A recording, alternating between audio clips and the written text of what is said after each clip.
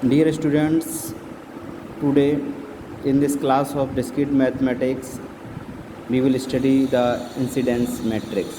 Students, कल के video lecture में हम देख रहे थे कि हमने इंसिडेंस मैट्रिक्स कैसे बनाई थी, कैसे क्रिएट की थी। ये मैट्रिक्स हमारे सामने आ गई थी। इस ग्राफ के रिगार्डिंग हमने मैट्रिक्स बनाई थी। इस मैट्रिक्स को बनाने में हमने कॉन्सेप्ट क्या किया था, जो इंसिडेंस मैट्रिक्स में क्या होता है, जितनी भी आई यानी जितनी भी एज होंगी जो वर्टेक्स से इंसिडेंस हो रही होंगी उनकी पोजीशन 1 होगी, यानी कि वर्टेक्स पर जितनी एज जो एज इंसिडेंस है वो पोजीशन 1 होगी, अदरवाइज 0 होगी। जैसे कि यहाँ ए है, ए और ई और एज 1 एज 2 है, तो एज 1 एज 2 1 होगी, अदरवाइज 0 होगी। इस तरीके से ये मैट्रिक्स हमारी क्रिएट हुई थी टोटल। तो जब ये मैट्रिक्स क्रिएट हो गई तो कुछ ऑब्जर्वेशंस हमें मिले थे, तो उस ऑब्जर्वेशन के आधार पर हम देखेंगे। तो सबसे पहला ऑब्जर्वेशन देखिएगा कि जितने भी कॉलम हैं इसमें E1 E2 E3 E4 E5 6 column है, सब में एग्जैक्ट 2 एंट्रीज़ यूनिट एंट्रीज़ हैं। ये देखिए, ये देखिए, ये देखिए, जितने भी कॉलम है सब में 2 एंट्री एग्जैक्ट 2 एंट्री जो है यूनिट एंट्री हैं। तो पहला ऑब्जर्वेशन जो मिला था वो था ईच कॉलम ऑफ बी क्या है, मैट्रिक्स, ये बी है मैट्रिक्स, ठीक है, comprises exactly 2 unit entries. Okay, 2 unit entries, clear. Second observation क्या मिला था, सेकंड ऑब्जर्वेशन देखिए क्या मिला था कि मान लीजिए कोई ऐसी हमें क्या कहते हैं एंट्री मिलती है, रो मिलती है जिसमें सारे जीरो हों, तो वो जो वर्टेक्स है वो कौन सी होगी, आइसोलेटेड वर्टेक्स होगी, तभी ये सारी पोजीशन हमें 0 मिल पाएगी। तो ये होगा कि a row with all 0 entries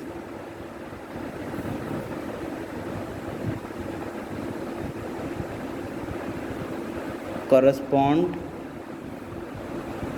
to an isolated vertex। Isolated vertex के करस्पॉन्ड ही सारी रो 0 होगी, रो की जितनी भी एंट्री हैं वो, ठीक है। अब ये ऑब्जर्वेशन हमने, ये हो गया कि सारी आइसोलेटेड वर्टेक्स होगी। एक ऑब्जर्वेशन और देखा था हमने कि ये जो ई है, ई में क्या है, सिंगल 1 है।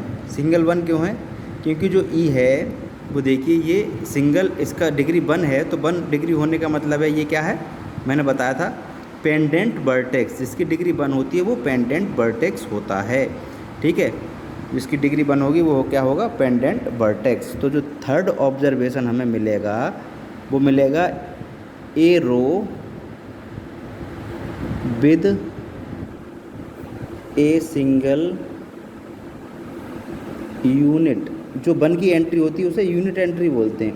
यूनिट मतलब 1, यूनिट एंट्री, ठीक है। 1 की एंट्री को यूनिट एंट्री बोलते हैं। Corresponds to a pendant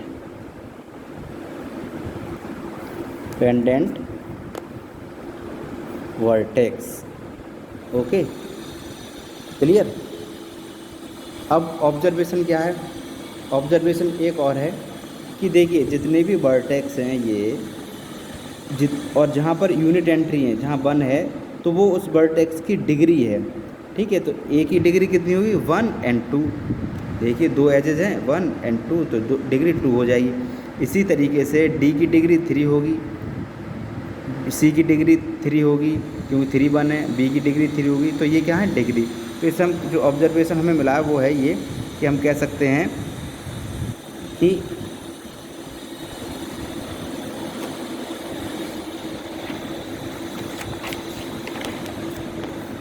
the number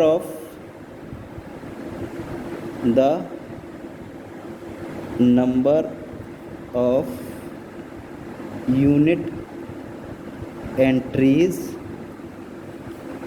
in row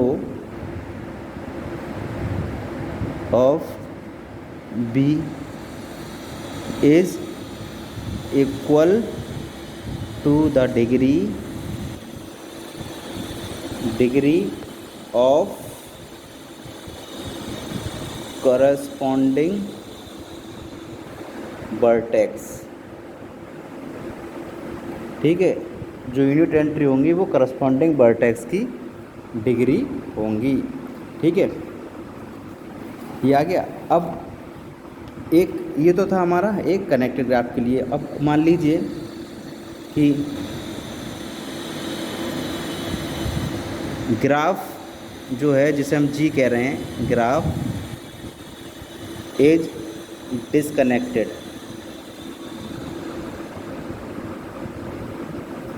if graph is disconnected then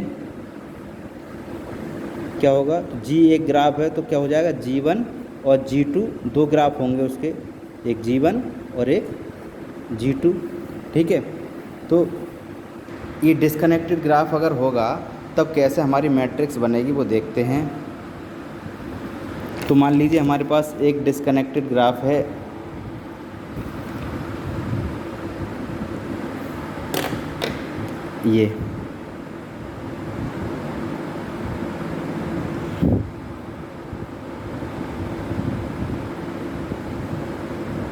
ये डिसकनेक्टेड ग्राफ है एक हमारे पास। ठीक है, इसकी हमने numbering they the A B C D E F, E1 E2 E3 E4 E5 और E6। ठीक है, अगर डिसकनेक्टेड ग्राफ है तो जो मैट्रिक्स बनेगी वो हमारी क्या बनती है इस ग्राफ के लिए या किसी भी ग्राफ के लिए वो बनती है, तो वो हो जाएगी G इक्वल टू हो जाएगी मैट्रिक्स हमारी A G1 0 0 A G2। ठीक है, ये हमारी मैट्रिक्स बनती है अगर ग्राफ हमारा डिसकनेक्टेड है। तो इसी के आधार पर ये डिसकनेक्ट के ग्राफ हमने लिया है एक एग्जाम्पल। ठीक है, इस एग्जाम्पल में पता चलेगा कि कैसे ये हमारा प्रूफ होता है या नहीं प्रूफ होता। ठीक है, मान लीजिए ये हमारे पास एक डिसकनेक्टेड ग्राफ है। ठीक है, तो अब इसकी हम मैट्रिक्स बनाते हैं। ठीक है, मैट्रिक्स बनाएंगे इसके लिए। तो जो A G है,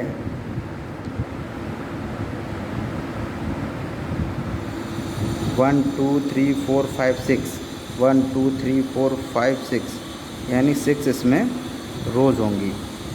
कौन कौन सी, A B C D E F। Okay,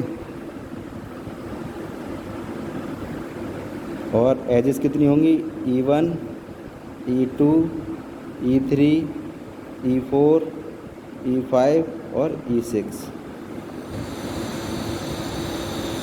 ठीक है, ये एजेस होंगी।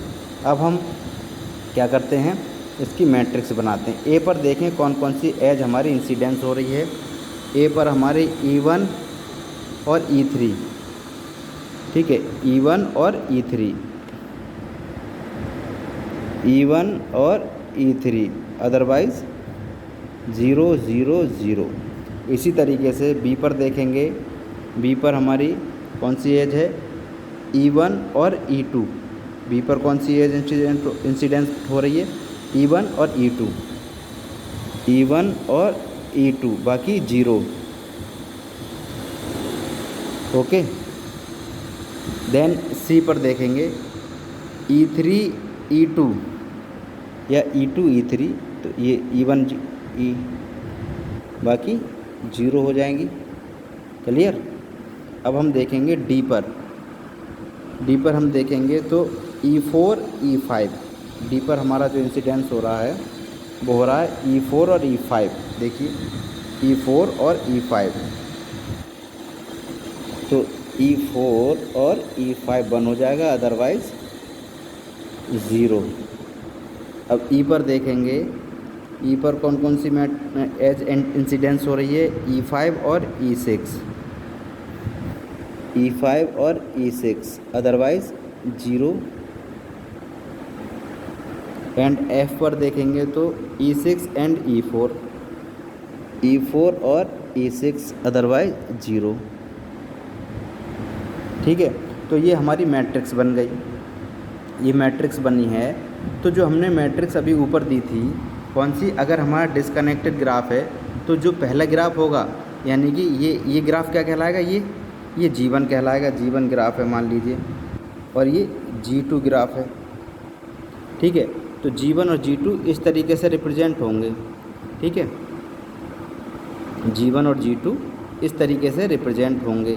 तो ये अगर हम यहाँ पर देखें क्या इस तरीके से रिप्रेजेंट हुए हैं, यानी कि ये जो 3 हैं यूनिट, ये G1 के लिए, मतलब इस ग्राफ के लिए G1 के लिए, और ये 3 यूनिट जो हैं ये G2 के लिए हैं।